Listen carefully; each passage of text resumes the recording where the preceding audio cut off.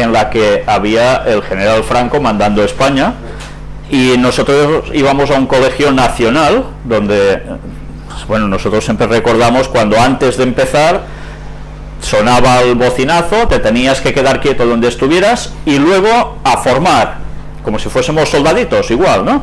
Y nos teníamos que poner en filas de A2, haciendo toda una columna de gente. Éramos 40 y pico de niños en una clase, por ese entonces, 46, 48, depende. Y se ponía delante de cada clase el maestro respectivo. Y te decían, ¡firmes! ¿Y cómo tenías que estar? ¿Andando? No, tenías que estar pues como un soldado, quieto, brazos juntos, así, igual. Y luego además te decían cubrirse. Cubrirse no era con un paraguas y a veces llovía, sino que tenías que poner tu mano encima del hombro del de adelante y todos igual, y así hacías una fila a la mar de bonita. Y aunque lloviera es igual, tú eras como si fueras un soldado y eras un crío. Pero bueno, ¿qué significaba firmes? Pues que tú no te podías mover, porque como había un niño que empezase a mover o te moviera a ti, notabas un cebollazo por detrás a la cabeza que te dejaban tieso. Eso es porque dejabas de estar firme. Pues nosotros estar afirmados es precisamente inamovibles, que aunque haya circunstancias firmes. Fijaos como también, a veces lo hemos visto en películas, ¿no? Empiezan a venir los enemigos, ¡oh! Y los que están esperándolos, ¡pam, pam! Y llega un momento en que se asustan, se van a tocar un poco de retirado o moverse hacia atrás, y les dicen, ¡firmes aquí! Y todos quietos ahí aguantando, venga lo que venga, ¿no? Pues nosotros utilizamos un poco ese lenguaje militar hacia el cristianismo, como hace tantas veces la Biblia, ¿no? Pero aplicándolo en el sentido de estar firmes espiritualmente, que podemos tener el que ataques enemigos continuamente y por todos lados. ¿Y tú qué tienes que hacer? ¿Quedarte bailando? No, tienes que estar firme en tu postura, pase lo que pase, porque de ti estar firme dependerá tu salvación y la salvación de los que estén cerca de ti, porque si tú no estás firme y te vas, desamparas a los otros. Por tanto, quiere decir que, uy, a mí me vienen palos por todas partes, yo dejo la religión, dejo de creer, me largo, y así como voy a dar el testimonio a los demás. Dejo de estar firme yo, los otros difícilmente lo podrán estar si no oyen el mensaje para estar firmes. Pues bien, todo esto nos dice, firmad vuestros corazones, porque la venida del Señor se acerca. No se trata de dejar de estar firmes porque ¿cuánto tiempo falta para que venga Cristo? 2000, 6000 años, ¿no? O a saber cuánto, ¿no? Sino que la venida del Señor se acerca. Mirad cómo el lenguaje bíblico siempre nos habla de que el retorno de Cristo es prácticamente inmediato. No utiliza un lenguaje de uy, a saber de aquí cuántos millones de años. No, no. Te da, venga, prepárate, que Jesús vuelve pronto. Y claro, hay gente que se mofa de este sentido de hablar bíblico, incluso dentro de la Iglesia Adventista, diciendo, bueno, eso de que Cristo va a volver pronto, mis abuelos ya lo decían, y nosotros somos la tercera o cuarta generación adventista, y aún estamos aquí. Por tanto, vayamos haciendo, tú cree en tu casa, di 4 cositas, los sábados en la iglesia sentado, y ya está, y ya vendrá cuando tenga que venir. Y así que pasa, que de firmes nada, se está allí porque se quiere estar, pero sin más. Pero no hay un espíritu de fuego, y luego hablaremos sobre el fuego precisamente, y sobre el espíritu, que lo que haga es impulsarte a decir a los otros, ¡hey, que esto se acaba, despiertad algo! Pero claro, para hacer eso tú tienes que sentir que eso es una realidad. ¿Por qué en la Biblia durante tanto tiempo no se da el día concreto de la venida de Jesús? O si se da, no se ha entendido. Pues porque lo que hacía falta es que durante todos esos años, desde que Cristo se fue al cielo hasta ahora, que son 2000 años, la gente viva con la esperanza de que en su generación quizás venía Cristo. Y eso es lo que motivaba al cristiano con más fuerza que uno que diga, bueno, igual viene Cristo de aquí 20.000 años, va, en fin, ¿no? Como decimos en catalán, vayamos haciendo. Bueno, pues este no es el sentido del cristiano. Lo que pasa es que ahora sí que estamos llegando a ese momento, y lo notamos todos los que seguimos un poco las profecías, que realmente ese momento está cercano. ¿Y esto qué hace? ¿Apagarte o encenderte? Claro, es muy distinto, ¿verdad? Por eso, cuando hay personas que dicen, sí, la profecía es importante, pero bueno, tampoco nos calentemos mucho la cabeza. Claro, ¿qué quiere decir? Que en verdad ya les van bien estar como están, y que vayan pasando años y no pase nada. Pero en el fondo no son conscientes de que han dejado de ser firmes, porque no están afrontando todo lo que viene, y cuando venga el ataque no se van a enterar de nada y van a recibir por todos lados y van a dejar de estar firmes. ¿Y qué van a hacer? Apartarse, dejarlo todo. Y de eso estamos avisados, que es lo que va a suceder en su mayor parte al pueblo de Dios, o al que se dice ser pueblo de Dios. Claro, es que en nuestros días prácticamente la mayoría de las profecías se han ido cumpliendo ya, han estado cumplidas. Entonces tenemos esta base, que ya está casi todo cumplido y quedan muy poquitas cosas, y algunas de ellas vemos que se están cumpliendo viéndolas nosotros, con nuestros ojos. Claro. Y claro, nos denota que Cristo realmente está muy cerquita, que no tardará esos miles de años como decíamos, sino que está aquí a pocas décadas, podríamos decir. Claro. Está aquí muy cerca, y por lo tanto es momento pues de no relajarse, sino al contrario, de vivir esa intensidad del Evangelio y compartirlo. Claro. El privilegio que tenemos nosotros no lo ha tenido ninguna generación. Esa es la ventaja que estamos teniendo, que estamos viendo el cumplimiento de las profecías delante nuestro, pero no una vez cada 5 años que pasa algo que dices, oh, esto suena a profecía. No, no. Si es que prácticamente cada semana, cada día estamos viendo algo que cuadra con las profecías del retorno de Cristo. Sí, sí, sí. Algunos dirán, es que claro, exageráis, ¿no? En todo le veis cumplimiento profético. Bueno, no es una exageración, las cosas se están cumpliendo tal como estaban previstas. Lo que pasa es que mucha gente, incluso diciéndose adventista, ignora las profecías para la actualidad, para los últimos tiempos. Y como no sigue las cosas, no sigue la lectura profunda de la Biblia y desecha los escritos de Elena White, pues se encuentran que no saben nada. Tienen un concepto general, pero están totalmente fuera de juego, aunque a ellos les cueste querer reconocer que esto es así, porque les molesta. De hecho, sucede lo mismo, rechazan los escritos de Elena White porque les molestan, porque son tan claros y directos que te van tan a la cara que, esto no quiero, claro. Bien, pues sigamos con la lección, porque tiene cosas realmente interesantes. ¿Alguien puede leer Mateo 28 del 18 al 20? Este alguien será Paco, seguro. Mateo 28 del 18 al 20, son unas palabras de Jesús. Entonces Jesús se acercó a ellos y les dijo... Perdona el micro, que si no, no se te oye. 28 del 18 al 20. Sí. Entonces Jesús se acercó a ellos y les dijo, toda autoridad me ha sido dada en el cielo y en la tierra.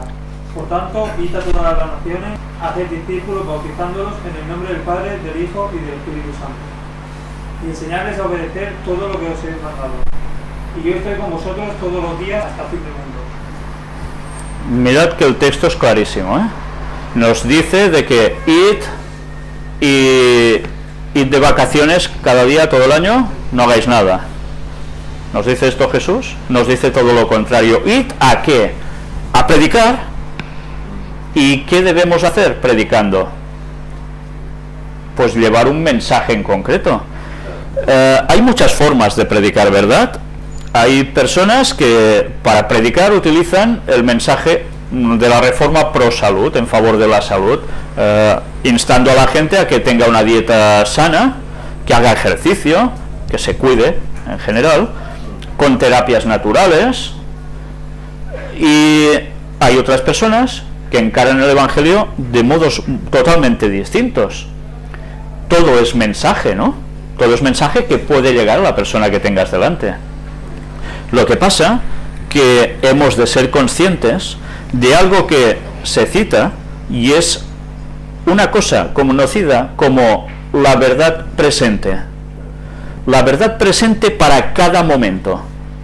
¿Cuál sería una verdad presente en, pongamos, los tiempos de Adán y Eva cuando han caído en el pecado, ¿cuál sería su verdad presente? ¿Qué creéis que sería? ¿Qué deberían decir Adán y Eva a sus hijos y a las generaciones que iban saliendo mientras ellos estaban vivos? ¿Cuál era esa verdad presente? En aquel entonces, bueno, la verdad presente para ellos era la esperanza que se les dio, ¿no? Que hemos pecado, pero vendrá uno que restituirá este pecado. Ajá. Y volverá a darnos la vida eterna. Nos perdonará y nos dará la vida eterna. Y esto es la esperanza que ellos predicaban. Era lo que Jesús les dice en Génesis 3:15, claro. ¿Verdad? La simiente. Claro.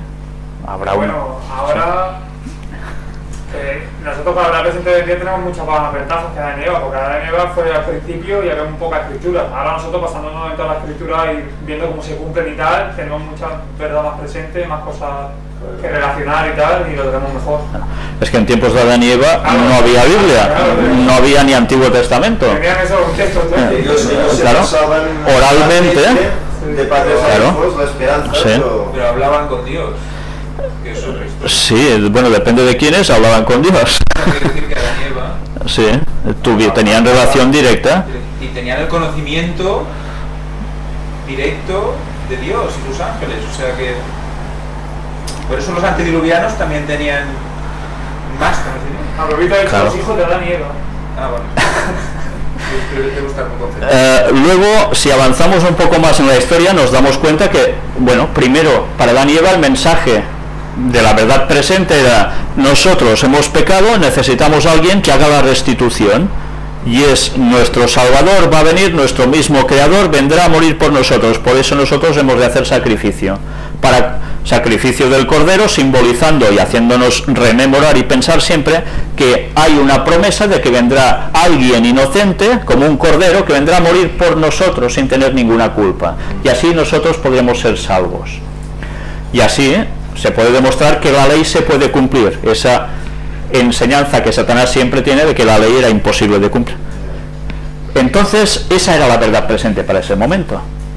Pero si seguimos avanzando, llega un momento en que viene el diluvio y Noé tiene que dar una verdad presente. ¿Cuál era la verdad presente de Noé? ¿Qué les iba a decir? Señores, tenéis que ser todos totalmente vegetarianos, tenéis que... ¿Qué? ¿Cuál era el discurso de Noé para esa generación? Cuando Dios le dice: mira, en 120 años viene un diluvio, muchacho, ¿qué tienes que hacer tú? ¿Qué vas a decir? No hace falta ser muy sabio para darse cuenta que a Noé le iba a urgir un solo mensaje contundente, conciso y directo. ¿Y cuál iba a ser? Entrar en el arca, ¿eh? Claro, Si queréis viene entrar en el arca. Viene un diluvio, o entráis en el arca o perecéis, cambiáis de vida o perecéis, con todas las implicaciones que esto tendría, con las referencias al arca de Noé, el agua, etcétera, que algún día hablaremos con más detalles, ¿verdad, Tanjo? Sí. Por tanto, su mensaje era muy directo, y además un gran paralelismo con nuestros tiempos, porque Jesús hace referencia a como en los días de Noé será el momento también de su retorno de Jesús. Pero vamos viendo cómo van pasando años y cada momento tiene su verdad presente. Llega un momento en que los judíos están exiliados, por ejemplo, en Babilonia. ¿Cuál era su verdad presente? ¿Cuál era su máximo anhelo y por lo que ellos iban a vivir? Regresarían. Claro. Regresarían, se cumpliría la profecía de los 70 años y regresarían a su tierra, a su ciudad. Y su mensaje era: aguantemos, que hay una profecía que nos dice que vamos a regresar y habrá otra vez templo. Y esa era su verdad presente. Pero pasaron los años y viene Juan Bautista. Y Juan Bautista tiene también una verdad presente, ¿no? ¿Y en qué consistía? ¿Iros de picnic cada día? No. ¿Qué les dijo? Juan Bautista a los fariseos y a los demás de allí? Decía que el reino de los cielos se había acercado, arrepentíos y convertíos. Súper directo. Arrepentíos, convertíos, porque si no, vale, por tanto era un mensaje súper directo. Y además, él ¿a quién anunciaba? Al que vendría después de él, del cual era digno él de desatar acaso los zapatos. Y No. muy interesante, en su tiempo. Sí, en su mismo tiempo. O sea, no era para no sé cuántas generaciones después, sino era un acto inmediato prácticamente. Luego viene Jesús y da una verdad presente. ¿O no da una verdad presente Jesús? ¿Cuál es la verdad presente de Jesús? Jesús tiene muchas verdades presentes en ese momento, muchísimas. Les dice, los mandamientos hay que guardarlos así, incluido el sábado, que no hay que desecharlo, sino que hay que guardarlo así de bien. Y el vídeo. Exacto. Toma. Él es Dios. Ahora tomádoslo como queráis. Sí, exacto. Y después les dice, y recordaba textos, también les dijo a sus discípulos que me iban a matar y después resucitaré. Eso dijo Jesús. Era otro mensaje de verdad presente, porque es lo que se iban a encontrar prácticamente de inmediato. Pero después aún les da una verdad presente, que es la que mantendría a la iglesia cristiana viva hasta su retorno. ¿Y cuál era? Vendré otra vez. Claro. Claro. Entonces, mirad cómo el venir en breve era el mensaje de la verdad presente para la iglesia. Luego van pasando los años y ya vemos las etapas en el Apocalipsis que iba a sufrir la iglesia. Unos vaivenes, ¿no? Tienen cosas buenas durante etapas, cosas malas durante otras, a veces mezcladas las dos cosas. Pero llegamos a un momento en que, si evidentemente seguimos las profecías, nos damos cuenta de que realmente falta muy poco para el retorno de Cristo. ¿Y cuál tiene que ser la verdad presente de ahora? Si recordamos, a partir de 1840 y algo, se da una verdad presente al mundo. Aparece William Miller y anuncia un mensaje definido del retorno de Cristo. ¿Y eso dónde está reflejado en la Biblia? ¿En qué texto bíblico? Daniel 8:14. Por un lado, en Daniel 8:14. ¿Y en Apocalipsis? ¿Está? ¿O no está? ¿Recordáis que hay un... El librito que comió Juan. Claro. Hay una etapa donde se le dice come este librito, al principio dulce como la miel, y después cuando le entra en el vientre es amargo, porque era el chasco, porque Jesús no volvía en la fecha que él indicó, que William Miller indicó. Pero eso también se reflejaba a su vez en otra parte de Apocalipsis, en otro capítulo. ¿Cuál? 14. Ahí está. Era el mensaje de ¿qué ángel? Del primer ángel. Primero, segundo y el tercero. Cuando se cumple en 1843 y no llega y se da cuenta que se ha equivocado con el error del año cero que no existe, dice, no, entonces es el 22 de octubre de 1844 cuando Jesús vuelve. ¿Y eso qué simbolizaba en Apocalipsis también? El mensaje del segundo ángel. Y llega 1844 y Cristo no viene, y ¿qué sucede? El gran chasco. Una vez más lo del librito amargo se vuelve a cumplir con más intensidad aún, porque esa era la fecha en concreto que ponía la Biblia, no 1843. Pero no era el retorno de Cristo, era el paso del lugar santo al lugar santísimo de Cristo en el cielo, que también hablaremos de esto, y en el mes que viene, que hay todo el tema del santuario, supongo que saldrá, ¿no? Pero fijaos que ya llevamos dos ángeles, dos mensajes distintos que se complementan, Y a partir de 1844, después del gran chasco, cuando hay gente que ya ha desechado creer, se han apartado y empiezan a ser ahora testigos de Jehová por aquí, ahora no sé quién por allá, y hay un remanente que sigue fiel y estudiando para ver dónde se han equivocado, que son los que crean la Iglesia Cristiana Adventista del Séptimo Día, ellos se dan cuenta de que hay un gran mensaje por dar. ¿Y cuál es el mensaje que anuncian? ¿El del primero y el segundo ángeles? Sí, por supuesto. ¿Pero cuál más? El tercero. El tercero. Y ese tiempo va avanzando hasta que llegamos nosotros a la parte del domingo aquí y nos dice algo muy interesante. Primeros escritos, página 277, el libro de Elena White, buenísimo, que dice: vi ángeles que apresuradamente iban y venían de uno a otro lado del cielo, bajaban a la tierra y volvían a subir al cielo, como si prepararan para cumplir algún notable acontecimiento. O sea, había un movimiento de ángeles que iban y venían de arriba abajo porque se preparaban para algo grande. ¿Y qué era eso? Después vi a otro ángel, que dice débil, poderoso, a otro ángel poderoso, al que se ordenó que bajase a la tierra y uniese su voz a la del tercer ángel. Un cuarto. Entonces este es un cuarto ángel. ¿Sabéis? Cuando yo había ido por alguna iglesia a presentar el tema de Apocalipsis 18, el mensaje del cuarto ángel, había algún hermano, y eso solía pasar en algunas iglesias, que decían: pero si solo hay 3 ángeles, el cuarto no existe, son 3. Y decías: no, que dice y vi otro ángel, tal. No, pero eso es el mismo, es una forma de hablar. No es una forma de hablar. Hay un cuarto ángel que se añade en un momento de la historia con gran poder, con un mensaje certero. Y se añade a los otros 3, a la voz del tercer ángel. O sea que no le está diciendo al tercer ángel: cállate, que lo que dices ya no sirve. No le está diciendo eso, sino que se añade a él.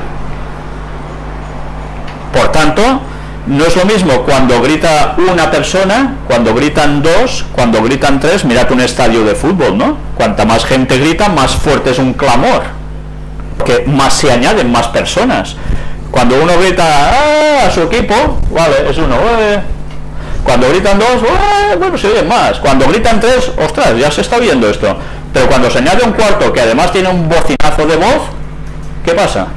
Pues anda, ¿cómo gritan estos tú? Y todo el mundo... Bien, pues sucede lo mismo. El cuarto se añade con fuerza, al que se ordenó que bajase a la tierra y uniese su voz a la del tercer ángel, para dar fuerza y vigor a su mensaje.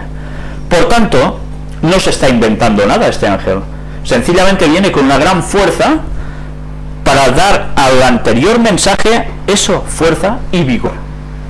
Pero claro, viene con una energía renovada muy potente. Ese ángel recibió gran poder.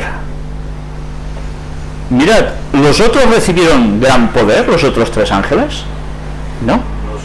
No se menciona que recibiesen un gran poder, sino que dan un mensaje que va trabajando, pero no con un gran poder. Pero cuando viene el cuarto, viene con un gran poder. Y gloria. ¿Qué es la gloria? Es reflejar el qué, la luz del cielo, el mensaje del cielo de un modo contundente, reflejar a Dios. Claro. Y al descender dejó toda la tierra iluminada con su gloria. Dice, ¿iluminó a Estados Unidos?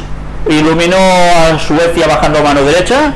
No, a toda la tierra. Por tanto, es un mensaje que con tanta fuerza iba a coger absolutamente a todo el planeta. Esto no lo han conseguido los otros mensajes, solo lo consigue cuando llega el cuarto ángel. La luz que rodeaba a este ángel penetraba por doquiera. Esto es interesante, ¿eh? Porque nos está diciendo que el mensaje que da este ángel se conoce en todas partes. Más poderoso que el otro, se extiende mucho más. Claro. Abarca todos los rincones de la tierra. Entonces, cuando nos damos cuenta de que este mensaje que lleva este ángel es tan contundente, tan fuerte, que lleva tanta luz, tanta gloria, no nos hemos de preguntar: ¿y cuál es este mensaje? ¿Cuál es este mensaje entonces? Es lo que antes os decía, que no he encontrado en la lección de escuela sabática. Bueno, Aquí se menciona en algún lugar Apocalipsis 18. Sí, solo el versículo 1, aquí, para hacer mención del texto del ángel. Sí. Pero nosotros nos hemos de preguntar, ¿y cuál es ese mensaje de ese cuarto ángel? Que también dice en la web que es continuación del segundo. Por supuesto. Claro, es que se añade. Por tanto, implica que recoge lo de los otros también, pero lo proclama con una fuerza tremenda. Pero este mensaje lo que hace es denunciar lo que ha estado haciendo Babilonia a través de todos estos siglos y años, y está haciendo el llamado al pueblo que Dios tiene ahí. Por eso alzo la voz, porque no sé dónde está.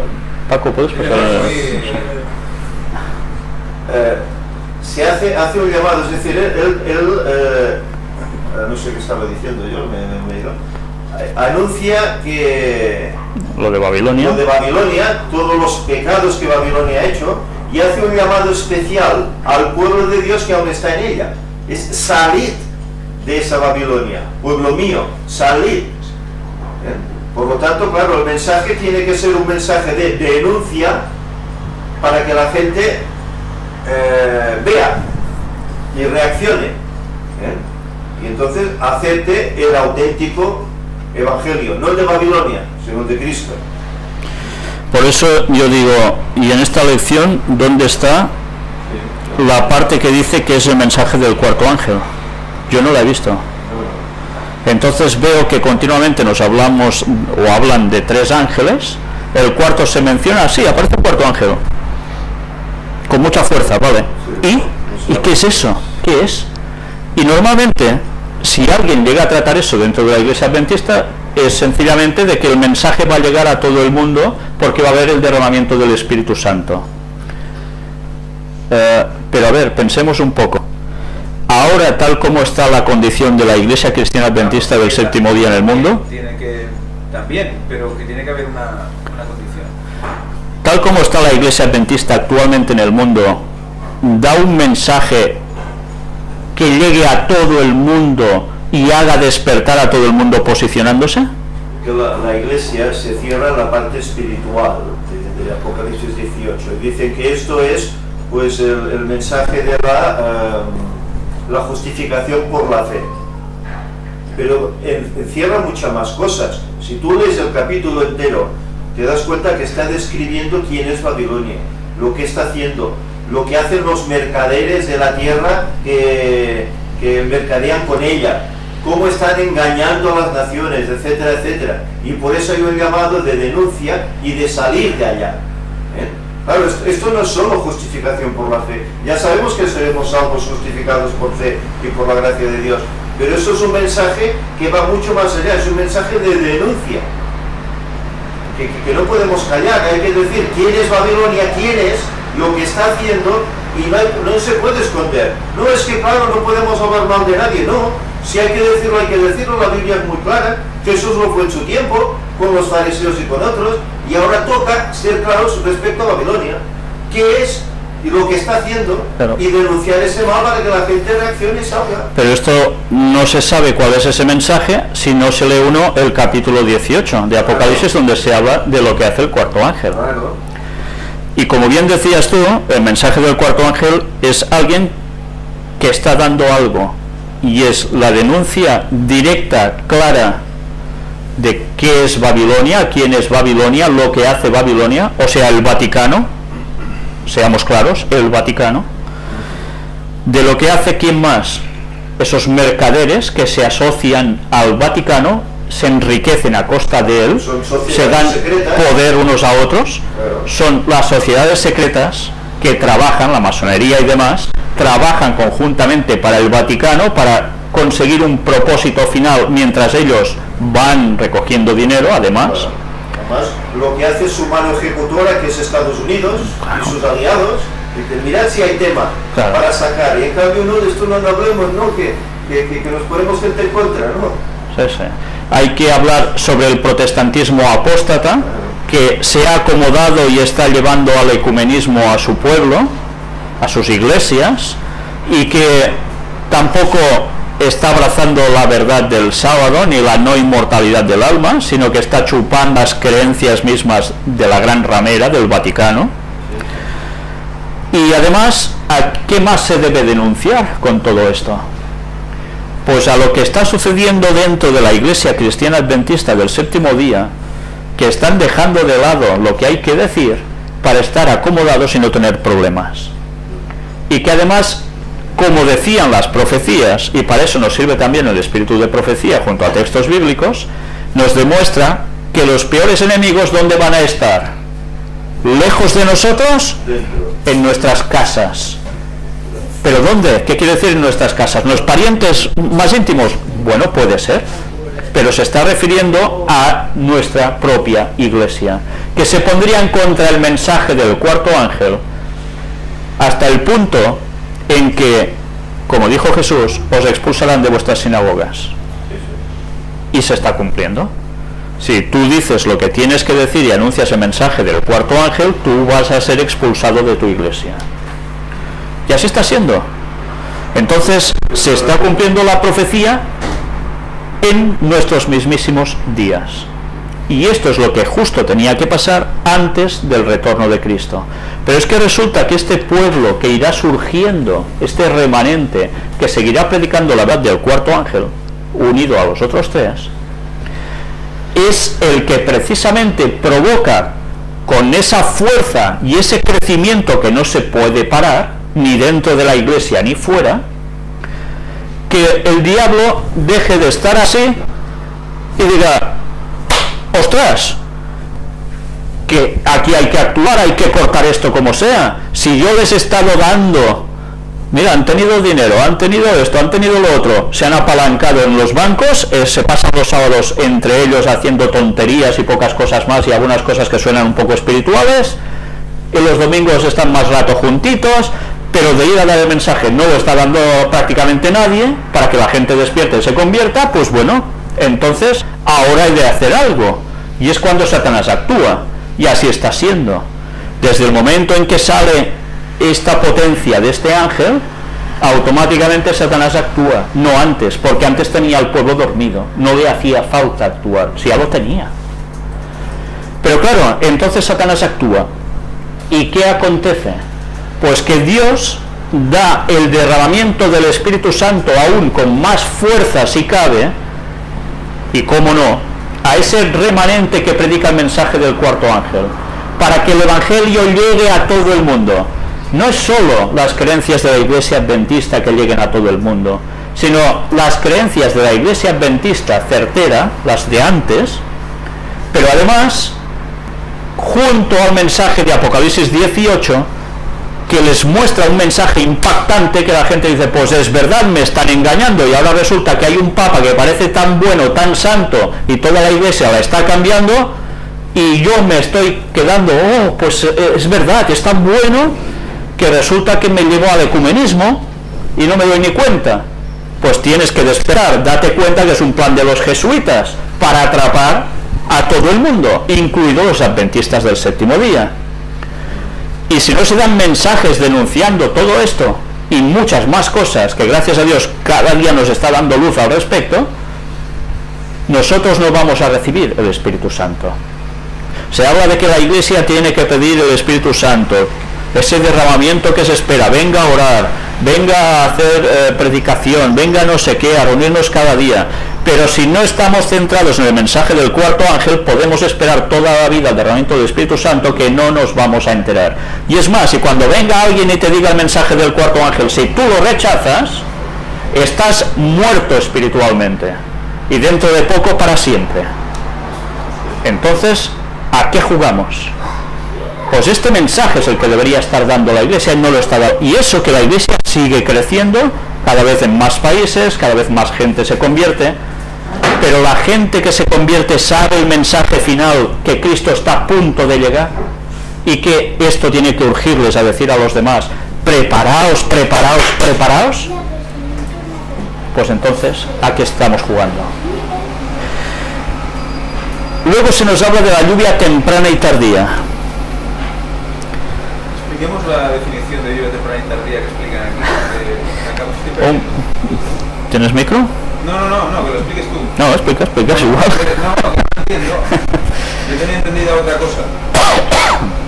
A ver, vayamos por partes. Si miramos la sección del lunes, nos está diciendo una serie de textos bíblicos y nos habla de algo muy interesante. Yo, si queréis, voy a leer tal como está en la lección de escuela sabática, porque vale la pena ir desgranando lo que aquí pone. En la Biblia se usa el agua para representar al Espíritu Santo. Isaías dice: yo derramaré agua sobre el sequedal, mi espíritu derramaré sobre tu generación. Isaías 43:3. El profeta usa el paralelismo. La segunda frase del pasaje explica la primera. Él también usa el simbolismo del agua. Dios promete regar los campos de Israel y declara: y después de esto derramaré mi espíritu sobre toda carne. Joel 2:28. Jesús también representa al Espíritu Santo con el agua, en Juan capítulo 7 del 37 al 39. Miremos cómo aquí se nos habla, por un lado, de que el Espíritu Santo es como ¿qué? Como el agua. El agua de riego. Hay un sequedal, viene mucha agua y esa tierra, pues ¿qué es? Fértil. Claro. ¿Qué pasa en el Nilo? ¿Es todo Egipto? ¿Es fértil? No, era la ribera del Nilo. La zona del Nilo. Y allí se concentraban todas las poblaciones, porque toda la agricultura estaba allí, porque el resto, pues era desierto. Claro, sequedal. Cuando Jesús fue traspasado, se derramó agua. O sea que hay una simbología también ¿Y hacia dónde fue el agua? hacia arriba, ¿no? Claro, va hacia la tierra, luego más abajo, pero va hacia la tierra. Una vez más, el agua iba a ¿qué? A fertilizar. Luego nos sigue diciendo, pero aquí hay un detalle interesante que a veces podemos leer deprisa y no darnos cuenta. Cuando habla de Joel, Dios promete regar los campos de Israel y declara: y después de esto derramaré mi espíritu sobre toda carne. ¿Después de qué? ¿Después de qué derrama el Espíritu Santo? ¿Hay algún momento, no?, en que esto tiene que suceder.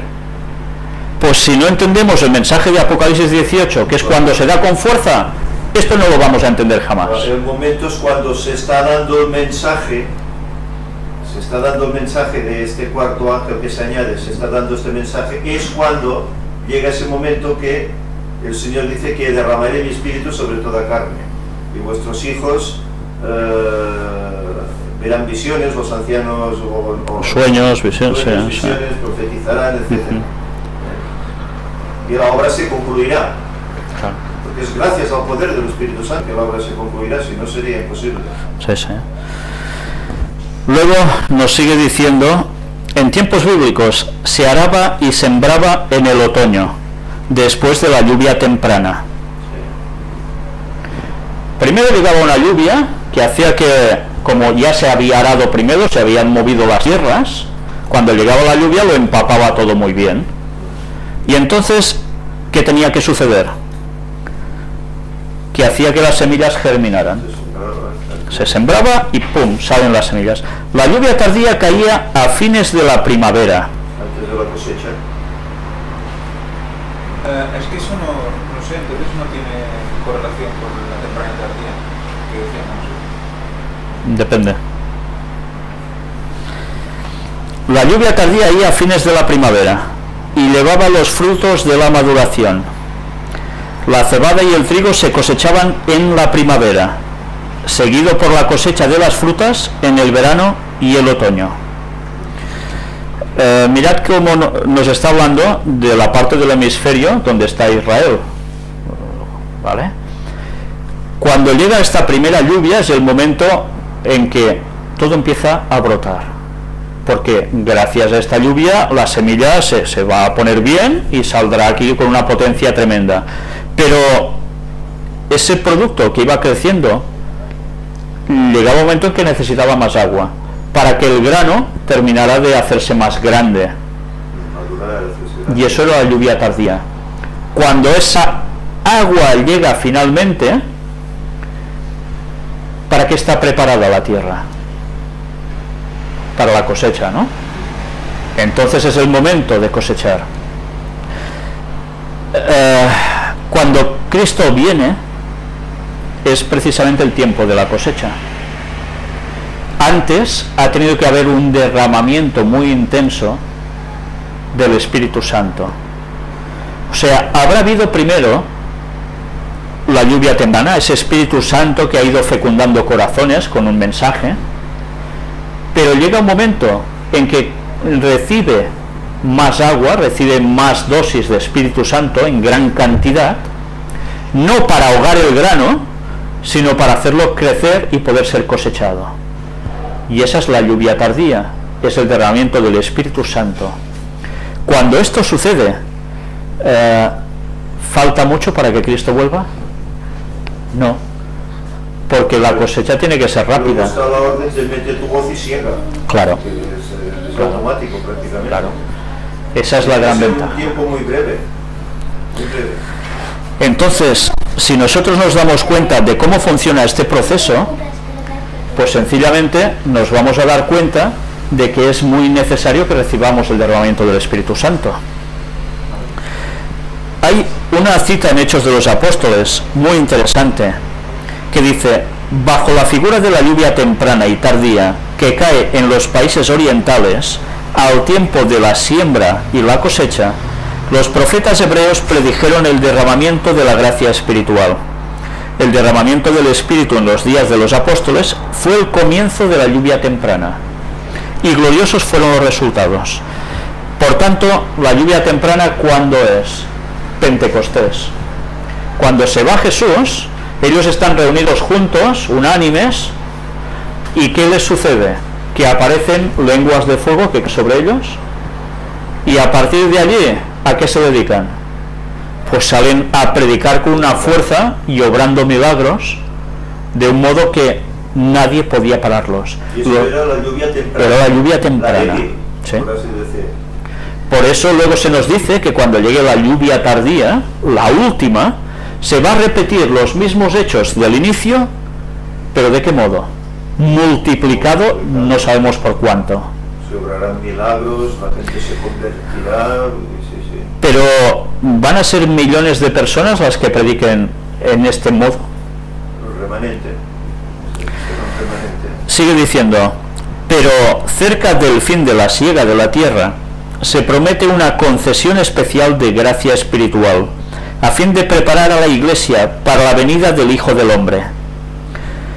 Este derramamiento del Espíritu se compara con la caída de la lluvia tardía, y los cristianos han de elevar sus peticiones al Señor de la mies en la estación tardía, en procura de este poder adicional. Por tanto, nosotros, ¿qué debemos hacer? Claro. Hay que orar por ello, pero ser aptos a la vez. Debemos buscar el Espíritu Santo, el derramamiento, pero para eso necesitamos cumplir una serie de requisitos. Estar unánimes juntos, por supuesto, pero además tenemos que tener presente de que hay una verdad presente que es la que tiene que impulsar a que la gente pida aún más este Espíritu Santo para poder terminar esta labor, dándose cuenta que los tiempos se acaban y la labor es mucha, a la mies es mucha, y que son pocos los trabajadores para dar el mensaje. Y eso es lo que nos tiene que instar a pedir el derramamiento del Espíritu Santo para poder proclamar el mensaje final de un modo que llegue absolutamente a todas partes. ¿Esto cómo se conseguirá? ¿Solo hablando al vecino? ¿Va a haber una serie de circunstancias que van a marcar que realmente el mensaje llegue a todas partes? ¿Qué creéis? Sí, claro. ¿Qué circunstancias pueden pasar para que todo el mundo se entere de algo? ¿Qué se os viene a la cabeza? ¿Qué puede ser? Bueno, ahora se están utilizando el internet, ¿no? Para llevar el evangelio a todo el mundo. Ahora hay gente que no lo tiene. ¿Cómo les llegará? Bueno, pues hay que esparcir el evangelio. Ahora hay proyectos para llegar por internet a todo el mundo. Además, Nico. Nico. No, porque además ya presentamos unas conferencias que hay proyectos altruistas entre comillas, para hacer llegar internet a todo el mundo. Creo que se llama internet.org o algo así. El que está promovido por los mismos de Facebook, creo que son el creador de Facebook, y quiere hacer llegar de manera gratuita internet a todo el mundo. O sea que eso es una manera. Bueno, pero el que no tenga internet tendrá a lo mejor un vecino que lo tendrá y que como habrá conocido esa verdad, se la dirá a él, ¿no? O sea, nosotros, fijaos que se habla muchas veces de que van a limitar el internet, que llegará un momento en que no podremos predicar a través de internet. Bueno, eso seguramente va a llegar, Sí, claro. pero va a llegar en un momento ya quizás cuando esté todo sumamente avanzado. Hasta que ese momento no llegue, hemos de pensar que Satanás está utilizando el internet para sembrar toda la corrupción posible a todas las casas del mundo. ¿Sabéis? Hay una noticia que yo no saqué en las conferencias, pero que decía que desde el Vaticano se descargaban multitud de páginas sexuales. Multitud. Y es el Vaticano quien lo está haciendo. Si allí no vive gente de fuera. Lo hacen para controlar. Ya, claro. Entonces, ¿qué está pasando? Pues que internet está siendo usada, o está siendo usado para llegar a tantas personas posibles, porque Satanás a través de internet va metiendo sus mensajes, idiotizando más si cabe a la gente, hipnotizándolos con todos sus sofismas. Pero Dios a su vez ha permitido que eso suceda para que el Evangelio, como tú dices, llegue rápidamente a todas partes. También lo utiliza. Claro. También lo utiliza. Entonces, gracias a Dios, que sigue teniendo el dominio sobre todo, va a seguir permitiendo que durante un buen tiempo, al menos el suficiente, se pueda dar el mensaje por allí y se esparza a miles y miles y miles de personas de todos los idiomas distintos y de todas partes del planeta. Aparte de esto, hay que notar que también la lección lo menciona, y Elena de Guay lo menciona, las hojas de otoño, ¿no? Que son las publicaciones que a través de años han ido entrando en los diferentes hogares, tanto en Europa como en América, como en África, como en Asia, etc. Y el Espíritu Santo llevará a esas personas que tienen esas publicaciones llenas de polvo, tal vez porque no las han tocado en su vida, las moverá a tomar esos libros y leerlos y encontrar la verdad. Y especialmente eso ocurre con el conflicto de los siglos. Aquí está. Elena White. Que por eso es necesario también esparcir Claro. las hojas de otoño, que son las publicaciones, sobre todo libros como El conflicto de los siglos, Preparación para la crisis, Eventos de los últimos días, El camino a Cristo, etc. Libros que ayudarán a que la gente abra los ojos. Y una cosa es en libros y otra también en tablets y cosas así que también la gente lee, ¿no? Hay que utilizar Todo. esa tecnología. Pero esto es los métodos con los cuales se puede llegar a la gente. Pero ¿va a haber algún hecho?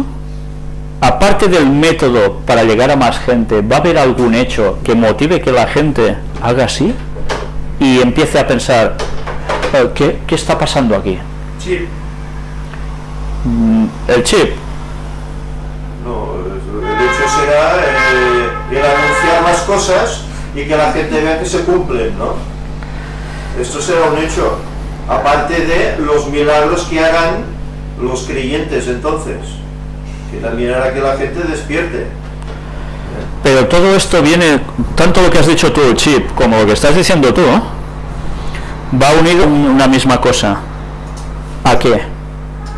A una problemática entre sábado y domingo. En el momento en que este mensaje del cuarto ángel va cogiendo cada vez más potencia, es cada vez más imparable, empiezan a salir los problemas con las leyes dominicales. ¿Es una especulación? No. Mirad ya en Argentina cómo está sucediendo. Hoy mismo vamos a presentar aún más noticias al respecto de cómo está avanzando la ley dominical y de qué modo tan aplastante.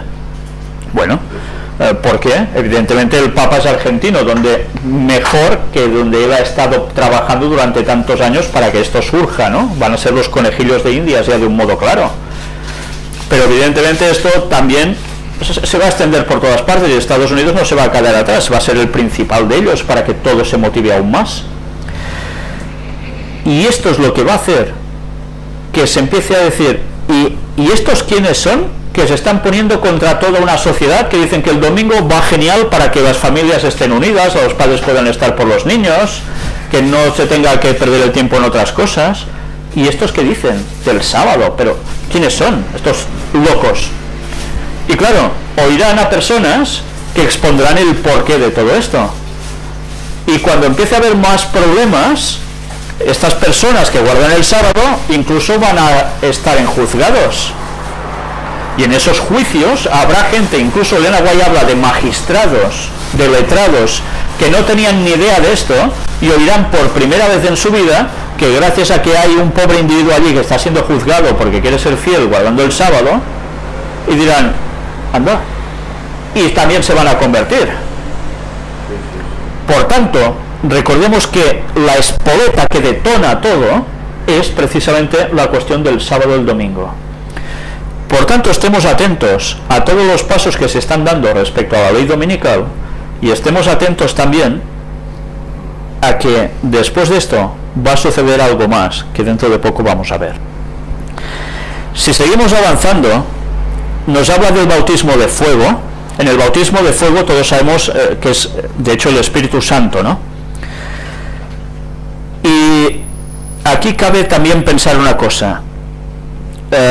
Vamos a ver primero lo que pone aquí para que entendamos una vez más los plagios de Satanás. El fuego es un símbolo de la gloria, la presencia y el poder de Dios manifestos en el ministerio del Espíritu Santo. Ser bautizado con fuego es ser sumergido en la gloria de la presencia de Dios por medio del Espíritu Santo, a fin de ser testigos de su poder. Y ahora vamos a ver una serie de circunstancias en la Biblia donde aparece el fuego como un detonante de Espíritu Santo, de Dios. Recordemos, Moisés, zarza ardiente, ¿no? Elías, con los Baales, baja el fuego del cielo y se queda todo frito, hasta el agua es consumida allí como nada, ¿no? Y todo esto nos lleva a pensar, ¿qué va a hacer Satanás? ¿Qué va a hacer Satanás? ¿Qué dice el texto de Apocalipsis?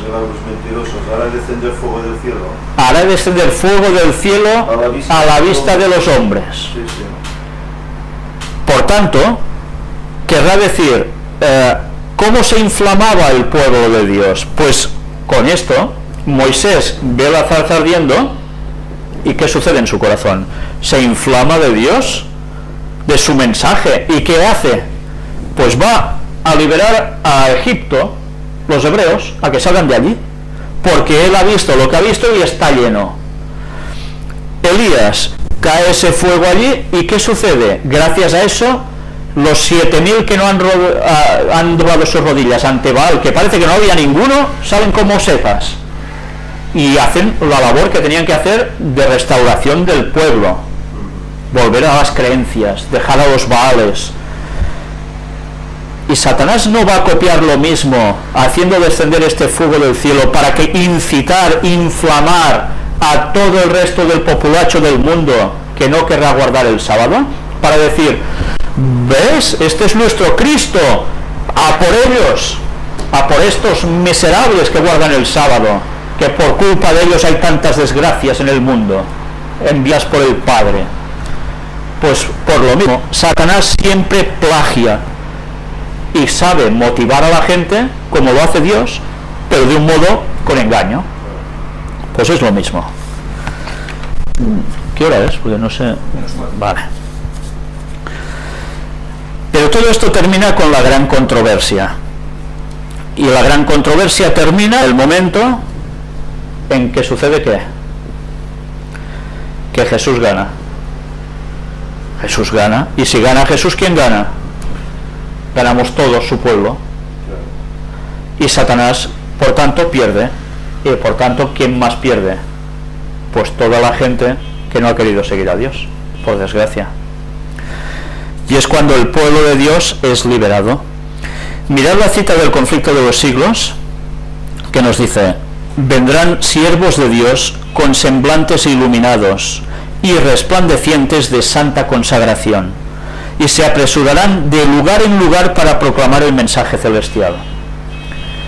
Por tanto, mirad, ¿habrá internet? Sí, no sé hasta cuándo, pero va a llegar un momento en que el mensaje, ¿cómo se va a dar?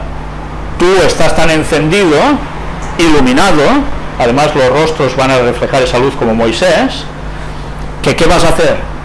No te puedes callar y darás el mensaje aquí y allá donde haga falta. ¿Qué hacía Enoc? ¿Lo recordáis? Enoc estaba inflamado, no, por Dios, por el Espíritu, claro.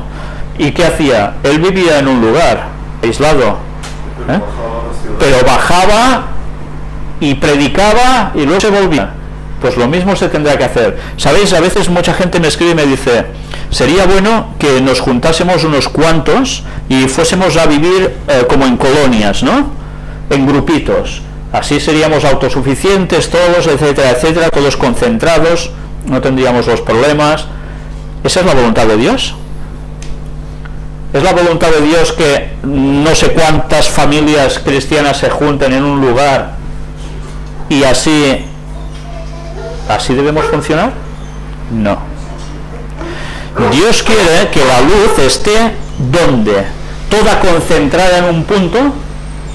¿Qué sucedió en Battle Creek? ¿Lo recordáis cuando se hizo el sanatorio adventista, escuela adventista, todo lo adventista estaba puesto allí? ¿Qué dijo Elena White?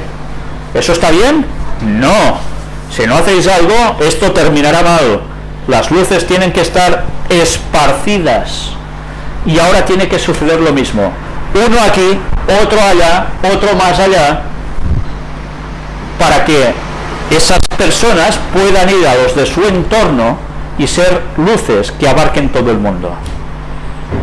No debemos concentrarnos para estar más a gusto y más tranquilitos. No, pueden ser una, dos familias, tres, pero no hagamos la marabunta todos juntos allí, porque esta no es la voluntad de Dios. Cada vez que la gente se junta, ¿qué sucede? La gente se apaga. Cuanto más grande es una iglesia, ¿qué sucede? 4 que hagan las cosas y el resto allí. Y ya está. Y ella también lo decía, las iglesias pequeñas, porque así todos están vivos y todos participan. Y el evangelio se expande. Y no es lo mismo estar todos apiñados aquí que un grupito aquí, otro grupito allá, y así. Se abarca mucho más. Sigue diciendo aquí, miles de voces predicarán el mensaje por toda la tierra. Se realizarán milagros, los enfermos sanarán y signos y prodigios seguirán a los creyentes. ¿Qué sucedía con Pedro? ¿Lo recordáis? Después del Pentecostés, ¿no hacía milagros? ¿No lo hacían los discípulos en general? Pues ahora va a volver a suceder lo mismo, pero en momentos de máxima tensión.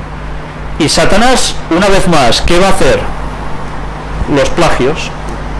Y hará que a través de los suyos se consigan también hacer milagros y prodigios impresionantes. Ya lo está haciendo, pues aún lo va a hacer mucho más. Y la gente llegará un momento en que dirá, a ver, estos que creen esta cosa hacen esto, pero resulta que estos que creen lo diametralmente opuesto también hacen esto. ¿A quién hago caso? Va a ser un fuerte dilema, ¿eh? Un vital dilema, porque de ello va a depender la salvación de muchas personas. ¿Cuál va a ser la diferencia entre unos y otros? Que unos podrán dar un mensaje muy claro y conciso, mientras los otros va a ser un mensaje manipulado. Y cuando estos que han tenido una argumentación para presentar hasta entonces, llegue un momento en que ya la argumentación poco podrá importar, ¿qué van a tener que notar la gente para decidirse? Pues qué carácter tienen unos y qué carácter tienen otros. El mensaje ya habrá llegado a su límite. Solo habrá una forma de demostrar quién es quién. Los discípulos andaban con Jesús. Jesús se va, y ¿qué dicen de los discípulos la gente? Les notaba, dice que habían estado con él. Se les notaba que habían estado con Jesús. Y a nosotros se nos va a notar que estamos con Jesús, porque si en esos momentos no denotamos que hemos estado con Jesús, nuestro carácter va a ser el reflejo del enemigo. ¿Esos momentos son antes de los 144.000? Los 144.000 son gente que ya está en esos momentos y que una vez se dictamina todo, siguen vivos hasta el retorno de Cristo. Antes de la retirada del Espíritu Santo total. Claro, es durante esa pugna. Antes de finalizar el tiempo de El gracia. horario dominical y el fin del tiempo de gracia. Claro. Sí, sí. La parte del viernes hay una cita donde nos dice, también del conflicto de los siglos, página 670, el mensaje no será elevado adelante tanto con argumentos como por medio de la convicción profunda inspirada por el Espíritu de Dios. ¿Os dais cuenta? Los argumentos llega un momento en que ya han estado presentados, ya no se pueden dar más. La gente con esos argumentos ya ha tenido que despertar quien ha querido. Pero llega un momento en que, ya sabéis, los argumentos, al final cada uno decide si le hace caso o no. Los argumentos ya fueron presentados. Sembrada está la semilla y brotará y dará frutos. Pero mirad detalle. Las publicaciones distribuidas por los misioneros han ejercido su influencia. Sin embargo, muchos cuyo espíritu fue impresionado han sido impedidos de entender la verdad por completo o de obedecerla. O sea, muchas personas que han conocido la verdad no han dado el paso de seguir a Cristo. No se han terminado de decidir. ¿Por qué? ¿Qué nos dice aquí? ¿Por qué causas? Porque han sido impedidos de entender la verdad por completo, o sea, hay cosas que no terminaban de entender, pero ¿por qué más? Obediencia. Claro, o de obediencia. ¿Y por qué no han obedecido? Pues que porque habrán tenido parientes que les ponían trabas y que dirán mis parientes si yo ahora me convierto. ¿Cuántas veces pasa eso, no? Pues eso aún pasará más, pero va a llegar hasta ese límite en que la gente tendrá que decir, mira, me importa un bledo lo que diga mi mujer, mi padre, mi tía, mi abuela y mi quien sea, o lo que me digan los compañeros de aquí, de allá y los de más allá, porque me estoy jugando a la eternidad, que en pocos días esto se termina y me pierdo la eternidad. Vosotros haced lo que queráis. Y entonces es cuando esa gente dará el paso. Pero claro, ¿sabéis? Yo sé de gente que esto lo han conocido y dicen, bueno, cuando llegue ese momento ya lo daré. Pero claro, es profecía, ¿no? Que entonces sucederá. Pero ¿habrás aguantado hasta ese momento? ¿O entonces aún tendrás más temor porque cuando esto sucede no va a ser nada fácil aceptar el Evangelio? Se necesitará tener un valor impresionante, porque quiere decir que si aceptas eso van a ir a por ti.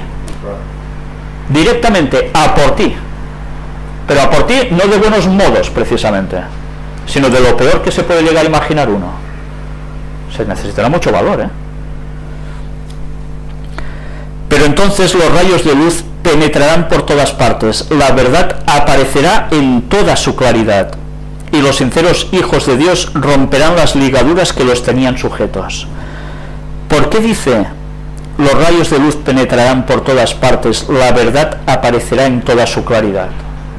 El Espíritu Santo ayudará a entender esas verdades que no comprendían, que no tenían el valor de asimilar y de cambiar, ¿no? Para aceptarlas. Y algo que, como dice que la verdad ya había sido proclamada, es que se darán cuenta de que, anda, si estos ya me habían dicho que pasaría esto del sábado o el domingo, y ahora resulta que está pasando, yo que me había reído tantos años de estos, y ahora resulta que es verdad. La verdad ya estará dada. Va a suceder algo que se les va a hacer dar cuenta de que esto no eran bromas. Ron Wyatt tendrá mucho que ver con eso. Ahora iremos a eso. Los lazos de familia y las relaciones de la Iglesia serán impotentes para detenerlos. ¿Cuánta gente no se ha convertido por sus familias? Yo he conocido un montón. Sí, que ellos lo creen, lo aceptan, se dan cuenta que es verdad, pero yo no puedo ahora. No puedo ahora. Tengo familia y si hago esto, la familia se me parte, no sé qué, hay esa cobardía, se frenan. Pero después dice, las relaciones de la Iglesia serán impotentes para detenerlos. ¿Relaciones de la Iglesia? ¿A qué se está refiriendo? ¿A qué Iglesia se está refiriendo? No veo la I mayúscula de Iglesia Católica, como cuando ella habla de Iglesia Católica con I mayúscula, para denotar que es una institución en concreto. ¿Seguirá habiendo iglesias distintas? Mirad que cuando Satanás viene, sucede algo. Recordemos el objetivo del nuevo orden mundial, ecumenismo, ¿vale? Todas las religiones trabajando conjuntamente bajo un mandato, el Papa. No todos se habrán convertido al catolicismo, pero todos sometidos a un mandato. Pero llega un momento en que cuando va a suceder lo que ya sabemos que va a suceder, un gran conflicto. ¿Qué decía la carta de Albert Pike a Giuseppe Mazzini, los dos grandes masones satanistas? Primera Guerra Mundial habría, Segunda Guerra Mundial habría, Tercera Guerra Mundial, ¿y qué va a suceder? Que la gente estaría preparada entonces para recibir la pura verdad de la doctrina de Lucifer. Con lo cual entonces sí que habrá solo una religión, porque Jesús, que no será Jesús, sino será Satanás haciéndose pasar por el Mesías, va a instituir ya definitivamente una creencia definitiva, para todos. Ya no es eso de, mira, tú crees esto y tú crees esto. No, esto es así.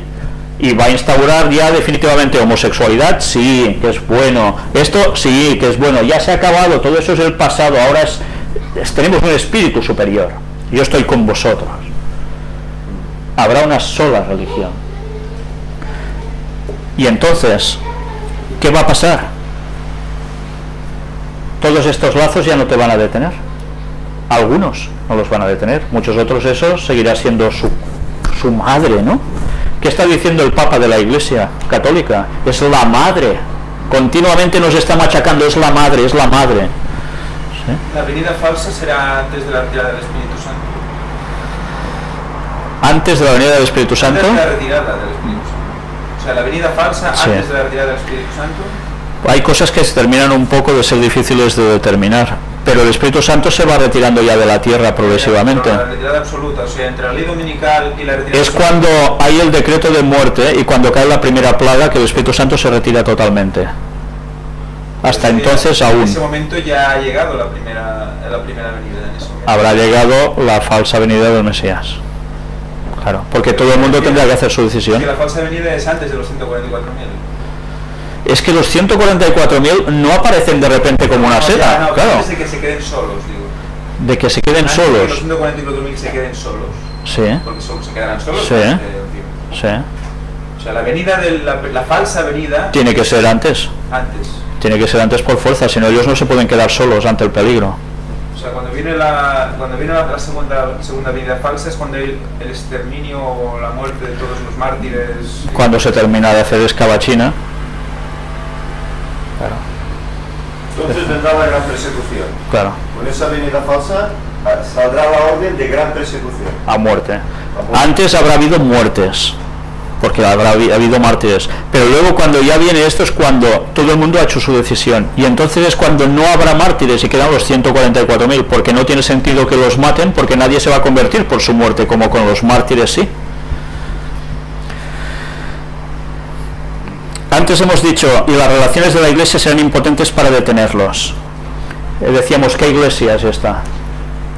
No está como Iglesia Católica en mayúsculas, no está como Iglesia... ¿Como cuál entonces está? Iglesia Adventista,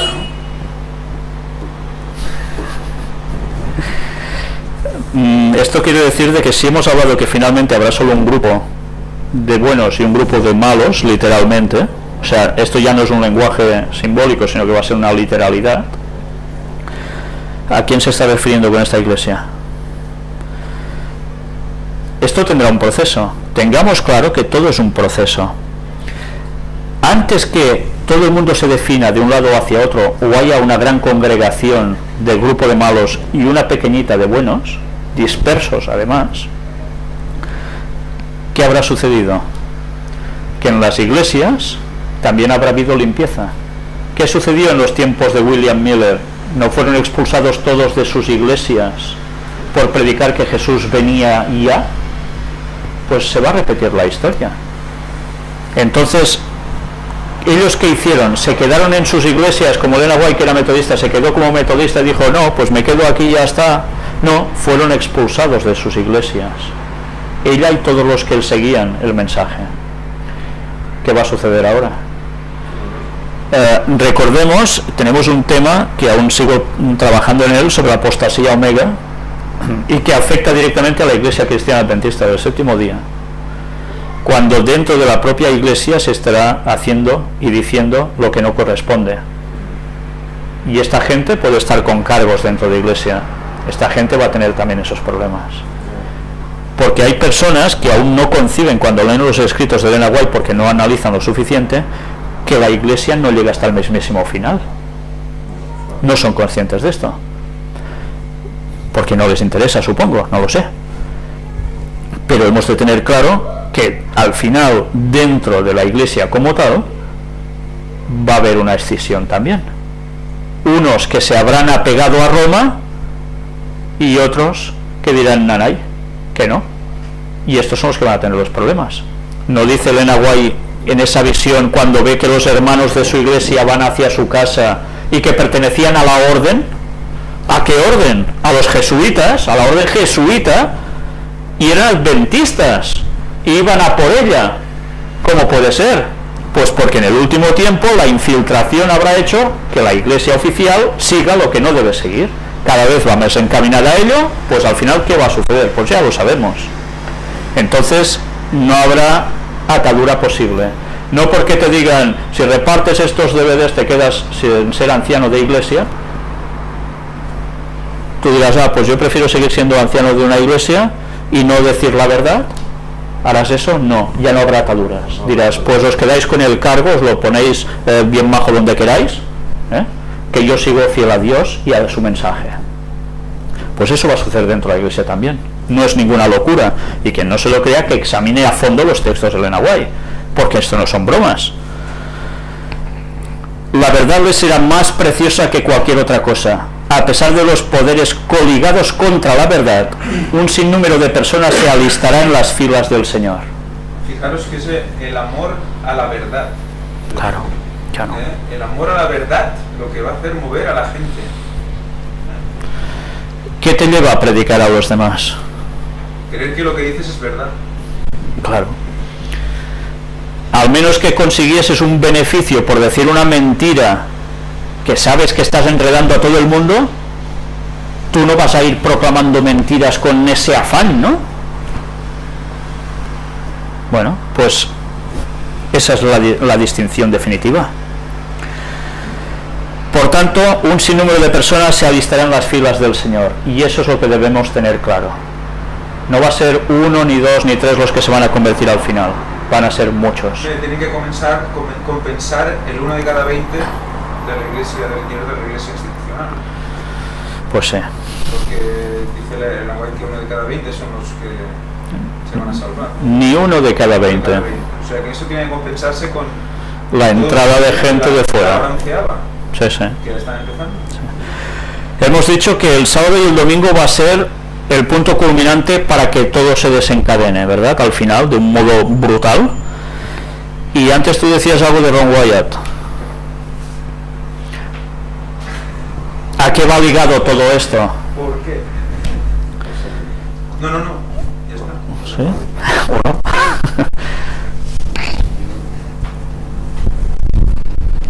¿Qué va a suceder al final? Bueno, tendremos la ley dominical que va a hacer que muchos que han oído que eso iba a venir pues reaccionen en la última oportunidad, pero también va a ayudar el hecho de que salga a la luz todo lo que grabó Ron Wyatt en la cueva del Arca de la Alianza. Y eso va a salir justo en ese momento para que los que tengan dudas ya no tengan ninguna. Y no tengan ningún argumento para decir yo esto no lo sabía, o no quiero, o no sé, no, porque saldrá en todos lados. Y se verá por todo el mundo. Y verán ahí las tablas con el cuarto mandamiento, los ángeles, bueno, yo creo que eso, si no lo decimos ahora, para que la gente cuando suceda lo vea, la gente va a decir, ¿esto de dónde baja? ¿Y esto qué es? Por eso que tenemos que potenciar las conferencias, pero también tenemos que ir de la mano de los instrumentos de Ron Wyatt, porque te hacen tocar con los pies en el suelo muchas veces. Además ves una persona sincera, que cada vez que la escucho creo más lo que dice, y todas las cosas que dicen se van confirmando con el paso de los días, de los meses. Y nada, ahí está.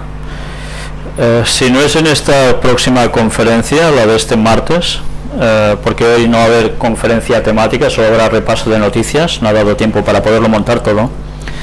Si no es este martes, quizás será en el próximo sábado, porque el tema se nos ha alargado al final, porque Dios ha ido mostrando una luz de una serie de cosas que desconocíamos totalmente y de repente nos lo ha puesto porque iba justo con el tema que estábamos presentando, pero de un modo impresionante, y Ángel ha sido partícipe de todo ello, y mi hija también. Vamos a mostrar también la entrevista póstuma a Ron Wyatt. Entrevista en audio, subtitulado, ya nos lo han subtitulado ayer gracias a la persona que nos lo ha hecho y a Dios por poderlo hacer así. Y veréis, en esa entrevista no es súper extensa, es muy definida, muy concreta. Veréis ya cómo Ron tenía el cáncer de colon, se estaba muriendo, le quedaban pocos días para morirse. Es entrevistado y veréis lo que él llega a decir en esos últimos momentos finales de su vida. No os perdáis esa entrevista, porque lo que Ángel tiene esa percepción de decir le creo. Pensad que esa persona en esos momentos ya se iba, o sea, se moría. Lo más fácil, cuando tú estás ya en un panorama así, si crees que de verdad existe Dios, ¿tú qué vas a hacer si has dicho algo que no es? No vas a decir, mira, he mentido, sálvame, Señor. No vas a rogar por eso porque ya te ves fuera de la eternidad, sabiendo lo que él sabía. ¿Hizo eso? Pues no os perdáis esa entrevista. No, hoy no podrá ser, supongo que será el martes, entre semana, que haremos esta conferencia, y si no es suficiente, el sábado que viene, porque el tema se ha alargado. Creo que hasta en eso y para eso fue elegido por Dios. Hasta en eso y para eso. Que en su muerte, ni estando a punto de ver la muerte, él renegara en ningún momento de lo que dijo, y hasta el último momento decir la verdad. Yo creo que esto también es testimonio para todos nosotros. Claro. Aparte de que lo que ha ido diciendo, muchas cosas que aún no hemos mostrado, pero que se ha ido demostrando con el conocimiento. O sea, se ha ido viendo después, a través de textos, a través de interpretaciones, que cosas que aún no se han mostrado sobre el templo, por ejemplo, que son ciertas. Y dices, pero este hombre, ¿quién le ha dicho esto? Como tengo la sensación, no, creo que esto es así por esto y esto. Y ha salido, y bueno, eso es lo que da también fuerza a todos sus argumentos. O sea que, como trabaja Dios siempre, que es que nos muestra la piedra y nos dice, de aquí a aquí te he demostrado que es cierto, hay una parte más que no te puedo mostrar y que debes creer por fe. Pues ahí es donde Ron Wyatt lo demuestra todo y nos deja una parte, la parte de la sangre, la parte de la grabación, para que creamos por fe, para que esperemos. O sea, es el mismo modus operandi de Dios constantemente. Por eso no hay motivos, creo yo, para dudar de esto. Y junto con esto, que se va a mostrar también en la tierra, que se va a mostrar a su vez en el cielo. El arca. Mirad el detalle una vez más de esto, lo explicaremos precisamente en esta temática que queda por presentar ahora. Recordad que hay una frase que dice la masonería, el mundo esotérico, el mundo hermético del ocultismo: como es arriba es abajo. Y diréis, ¿y ahora por qué dices esto aquí? Pues es que esto no es ningún invento de la gente de Satanás.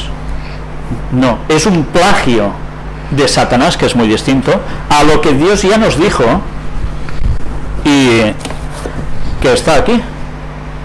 Está aquí en palabras de Jesús. Pero nosotros, como siempre, leemos las cosas 80.000 veces y no nos enteramos hasta que Dios dice, ¡ay, que está aquí! Y dices, gracias, porque no me daba cuenta. Y ahora nos ha hecho dar cuenta de muchas cosas. Y cuando nosotros veamos todo esto en esos textos bíblicos, entenderéis como es arriba, se va a mostrar el arca, va a ser también abajo, el arca que había aquí. Y eso nos recuerda otra vez aquella propuesta que comentamos hace tiempo de que era la tercera. Recordad la segunda vez que se proclamó la venida de Cristo y no vino. ¿Y qué se habló? ¿Qué se cumplió en 1244? La demostración de que del santuario celestial, de que existía un santuario celestial.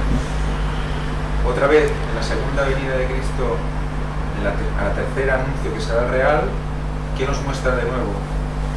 El santuario terrenal, con el arca debajo de la cruz, y ¿qué veremos también? Celestial. Veremos la demostración de que es santuario celestial, o sea, otro paralelismo de lo que pasó entonces. ¿Y qué pasó entonces? ¿Por qué pasó?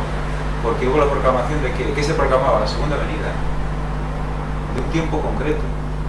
Nos tiene que hacer pensar eso también. Sí, sí. Y la gran controversia del sábado, que está en la ley, que está en el arca de la alianza, ¿no? Es la clave de todo. Que está en Hebreos, bueno, habla de eso. No, sí. No, que Elena White habla de que ellos descubrieron todo esto a través de los textos de Hebreos, donde se ve, se muestra, se abren los cielos y se ve ahí el arca con los mandamientos. O sea que es una literalidad otra vez de lo que veremos en el tiempo del fin, para que quede claro que siempre han estado ahí en el cielo los mandamientos, y que si en la tierra había copia de lo que había en el cielo, eso dice sábado, en la tierra dice sábado, es sábado, y es inamovible, no hay más. Claro. Y será la última señal ya, o sea, ya claro. Si más lo ves y más claro lo ves ya, pues ya más no te puedo decir. Claro. Ya se te cierra ya la ventana, se cierra la puerta y se acabó. Sí, sí. Porque es que ya no se puede decir otra cosa. Sí, sí, va a ser así. Va a ser la última gran demostración de lo que es, lo que dice Dios y lo que dice Satanás. Sábado, domingo, pueblo de Dios, pueblo de Satanás. Adoración a quién. Ya está. Y al final, salvación, perdición. No hay otra. Pues bien, hay un texto que hace referencia también aquí, que aparece en Oseas 6 del 1 al 3, que va a ser un texto clave para que nosotros tratemos la fecha de la venida de Jesús. Por tanto, hoy me voy a abstener de comentar este texto y os voy a decir una vez más que os lo leáis, releáis y volváis a leer, orando muchísimo, para que entendáis lo que pone este texto, porque este texto es clave para entender precisamente ese tema. Bien, no sé si queréis añadir alguna cosa a la lección de hoy. ¿Alguien quiere decir algo? Me podría decir que... Espera. Referente al texto de Oseas 6 del 1 al 3, que podrías también decir lo de segunda de Pedro, para que la gente lo relacione un poco y no se coman... Dilo tú mismo ya, pues. Como me pasó a mí. Si lo tengo que apuntar, pero no sé... ¿Qué era segunda de Pedro? ¿Qué más? De 1000 años. 1 3. 1000 años como un día, eso, ¿no? Sí. Es como 1000 años, 1000 años como un día. Bueno, los que estáis en casa y no sabéis qué hacer con las manos, coged las Biblias. Segunda de Pedro 3, 8. 8 y 9. Os voy a leer por un momento el capítulo 3 de Segunda de Pedro, desde el versículo 1, para centrarnos un poco en de lo que está hablando el apóstol Pedro. Bueno, os estoy dando una exclusiva. No, es que es algo que va bien para que empecemos a indagar cada uno por su cuenta, ¿eh? Amados, esta es la segunda carta que os escribo, y en ambas despierto con exhortación vuestro limpio entendimiento. Mirad que dice que despierta nuestro limpio entendimiento, ¿eh? Para que tengáis memoria de las palabras que antes han sido dichas por los santos profetas y del mandamiento del Señor y Salvador dado por vuestros apóstoles. Está haciendo referencia ya a que tengamos claro las profecías de antes, ¿eh? Sabiendo primero esto, que en los postreros días vendrán burladores, andando según sus propias concupiscencias. O sea, en los tiempos actuales, gente que se mofará de qué, aparte de vivir desordenadamente, diciendo: ¿dónde está la promesa de su advenimiento? Porque Desde el día en que los padres durmieron, todas las cosas permanecen así como desde el principio de la creación. Y Elena White dice que esto es aplicado a los adventistas del séptimo día, que antes os he dicho de que pueden ser de tercera o cuarta generación diciendo, oh, esto ya lo decían nuestros abuelos y aún estamos aquí. Que yo lo he oído, a mí me lo han dicho. Pues se cumple ya este momento, no son bromas. Estos ignoran voluntariamente que en el tiempo antiguo fueron hechos por la palabra de Dios los cielos y también la tierra, que proviene del agua y por el agua subsiste. Agua, simbología también, además de una literalidad aquí. ¿Simbología de quién? Del Espíritu Santo. Aquí dice surgida del agua y asentada en medio de las aguas. Aún más. El Espíritu de Dios se movía sobre la faz de las aguas. Claro. Por lo cual el mundo de entonces pereció anegado en agua. Pero los cielos y la tierra, ya veis que aquí nos está haciendo referencia a un clímax que hubo en un momento en el diluvio, ¿verdad? Tened esto presente. Nos está hablando de profecías, desgracia, diluvio, final. Y sigue diciendo, pero los cielos y la tierra que existen ahora están reservados por la misma palabra, guardados para el fuego en el día del juicio y de la perdición de los hombres impíos. Automáticamente está haciendo una referencia. Ahora ya no os hablo de la primera desgracia, sino de la segunda desgracia. El mundo ya no es destruido por agua, va a ser destruido por fuego. O sea, estamos en contexto de destrucción. Pero fíjate, la final. Tierra actual, o sea, la tierra actual reservada, Claro. guardada, o sea, para el fuego, o sea, lo que hablamos del petróleo, Sí, sí. aquí toma una significación A tope. brutal, Claro. que se guarda el petróleo, ¿dónde? En la tierra, dentro de la tierra, ¿para qué? Para que arda en el juicio. Sí, sí. O sea, que lo está explicando aquí. Mirad que Satanás ya ha intentado, a través de los científicos, darles el conocimiento para extraer el petróleo como nunca antes, con esa forma de ensulfatar el agua con toda la potencia para que salga el petróleo, y ahora se consigue mucho más petróleo donde no se podía ya extraer. Lo saca de las rocas. Bueno, y que provoca terremotos y demás, están diciendo, ¿no? Sí, el freaking. Sigue diciendo, mas, oh amados, no ignoréis esto, que para con el Señor un día es como 1000 años, y 1000 años como un día. Nos está diciendo antes en el versículo 1, ¿os habéis fijado? Vuestro limpio entendimiento. Aquí dice sincero discernimiento. Y mirad ahora a dónde lo llevamos, al versículo 8, que nos dice, mas, oh amados, no ignoréis esto, que para con el Señor un día es como 1000 años y 1000 años como un día. Nos está diciendo, hey, no ignoréis esto, tenedlo presente. Pero lo interesante es el contexto, que el contexto es en Claro. la segunda venida. Aquí está, ya no se está refiriendo a la primera, sino a la segunda. No se está refiriendo a una destrucción de tiempos de diluvio, sino también a ¿qué? A la segunda venida de Jesús. Que no, pues mirad, el Señor no retarda su promesa, según algunos la tienen por tardanza, sino que es paciente para con nosotros, no queriendo que ninguno perezca, sino que todos procedan al arrepentimiento. ¿En qué lo está basando? En el retorno de Jesús. Le está diciendo, tened presente, para la venida de Jesús, un día es como 1000 años, 1000 años como un día. Habrá que aplicarlo a las profecías Claro. que hablen de la venida de Jesús. Habrá que aplicarlo a eso y, por tanto, a algo de miles de años, ¿no? Porque si es un día 1000 años, 1000 años un día, tiene que ser algo de miles de años. O algo que hable de días. O algo que hable de días que haga referencia a miles de años. Exacto. Mirad qué juego ya tenemos aquí, ¿eh? Pero el día del Señor vendrá como ladrón en la noche, en el cual los cielos pasarán con gran estruendo, y los elementos ardiendo serán deshechos, y la tierra y las obras que en ella hay serán quemadas. Aquí dice que los cielos desaparecerán. Pues ya veis el contexto, es de la segunda venida de Jesús, y nos está diciendo, mas no ignoréis esto, un año, 1000, un año. Tened claro esta correspondencia.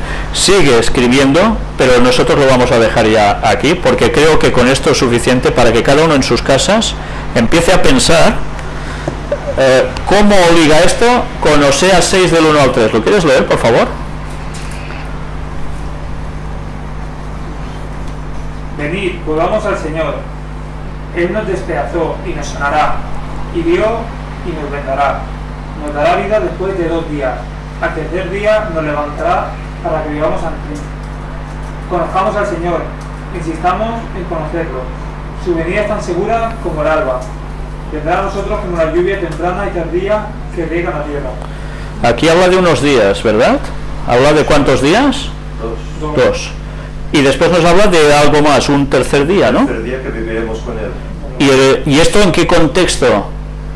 Si analizamos lo que nos dice Pedro, en el contexto del fin de los tiempos, del retorno de Cristo, un día como 1000 años, 1000 años como un día. Y ahora aquí nos habla de 2 días y un tercero, una resurrección. ¿Qué paralelismo me lleva a esto? ¿A qué conclusiones me lleva? Pues con estos deberes os dejo y todos en casa ya podéis darle vueltas y mucha oración. Porque es el tema que, si Dios quiere, hablaremos pronto. ¿Ya puedes ir al correo electrónico?